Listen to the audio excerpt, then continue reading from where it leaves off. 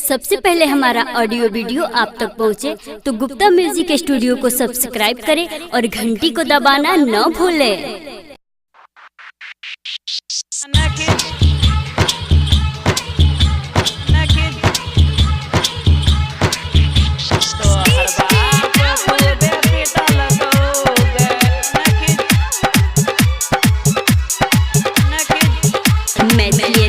Gupta music studio कसमा मरार। जन photo जो तोहर खिंचलियो तोहर बाप खूबे पिटल गए।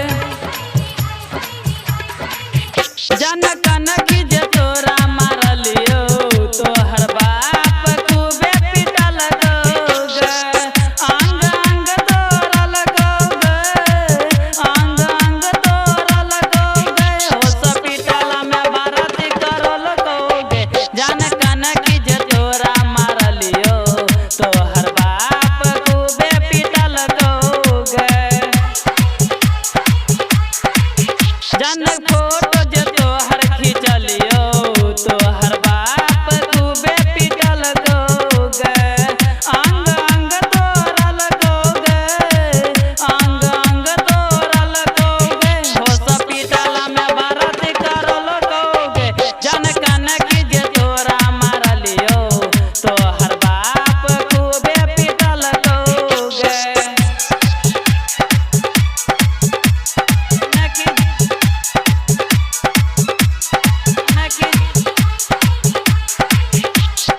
बीच रास्ता में घेरते रहियो, मारते रहियो लाइन गे।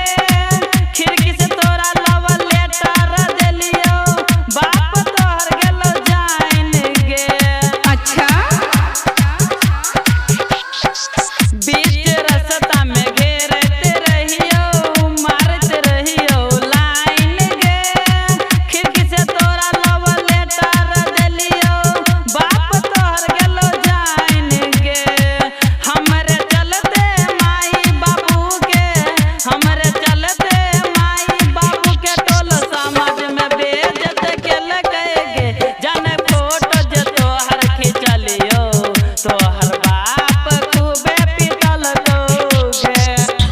बाप खूबे पिटल गए, बाप खूबे पिटल गए।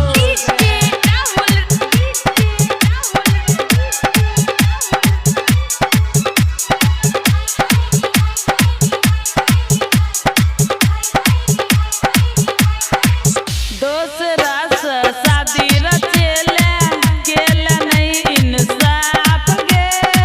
सलक भीतर भदरा मरतो पड़तो हमर शराप गे। दूसरा से शादी रचेले केले नहीं इंसाफ गे। सलक भीतर भदरा मरतो पड़तो हमर शराप गे।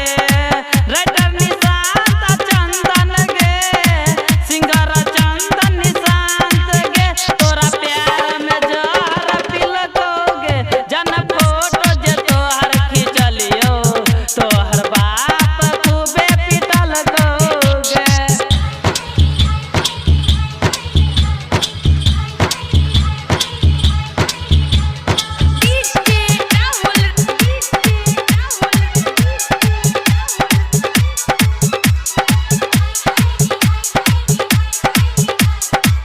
मैं गुप्ता म्यूजिक स्टूडियो कसमा मरार।